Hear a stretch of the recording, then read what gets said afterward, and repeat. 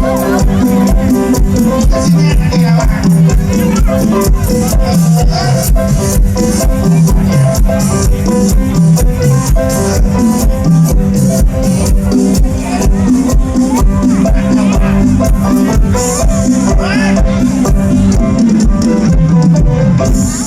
าพอตายแล้วนะคะดึงเชือกคนละชื่อแก่หนึ่งนะคะโอ้ยไปหาที่ไหนเจ้าภาพเจ้าภาพก็นี่นี่เจ้าภาพใช่เจ้าภาพนี่เจ้าภาพเนี่ยมันต้องมาให้เราเนี่ยมันคือเจ้าภาพแต่ไม่ได้เนี่ยคือซุ่มถือถุงกับถ้วยต้มไข่ตารางโอ้โหคนมาบอกเป็นจะสร้างที่นี่เลยครับไม่อยากเนี่ยว่าหัวหน้าคณะเราต้องการแจ้งตัวหัวหน้าอย่างเมื่อซุ่มยางขายขนมน้ำบ้านเป็นไงย่างมาบ้านมาให้การตายถึงก็มาใส่ก็หนังมาที่เนี่ยเมียหนังห่อแต่หลังรถได้ขนาดโมโจเป็นแบบนี้ก็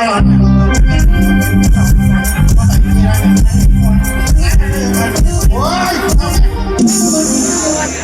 มันรักอย่างมันสั่งเนื้อก่อนเขาพูดจะมาว่ามีครูมาอยู่แน่เลยโอ้ยมากกว่าเดียวอ่ะโอ้ยนางกับผัวนะคะไม่กว่าเอาทุกทางหลังเลยสร้างเซลพี่ผัวใส่มาที่มาที่มาที่ที่มาหาจักหายังกูยังไม่อยู่ว่าเด้อตาบอดเราเมาแง่ๆเลยลุงแม่ที่บันไดก็นั่นมากูจีพาย่างเนี่ยได้เท่าไหร่มาทางขวาอย่างขวาใช้ขวาทางซ้ายบักกอกมาขึ้นมาก็ตะขวายกกายยกขาเฮ้ยตาบอดเราว่าง่ายแม่งเถอะขึ้นหน้าบอกเป็นยังที่แล้วคนตาบอดไม่เห็นขวาอะไรไงเจ้าชิมาสุ่มตาดีมันดีซี่ค่อยพื้นที่เพราะได้บอกว่าจะได้สีน้ำมูกจีบุญตาดีบอดป่ะตาดีบอดตาหนาวไหมเนาะโอ้ยไม่ไงตาบอดก็เห็นหุ้งนั่นเลยก็ได้เล่นไพ่ได้เลยตาบอดรถกีดังนี่เฉยตื่นไม่มา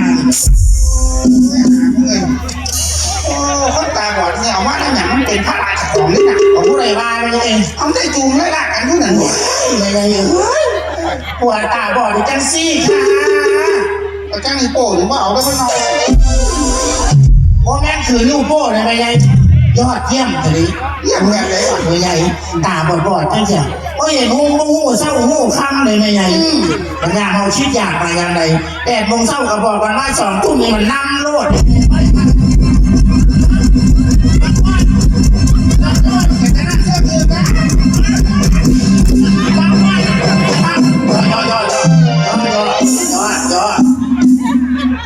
ว่าทานในทอด2 ทุ่มบักบอก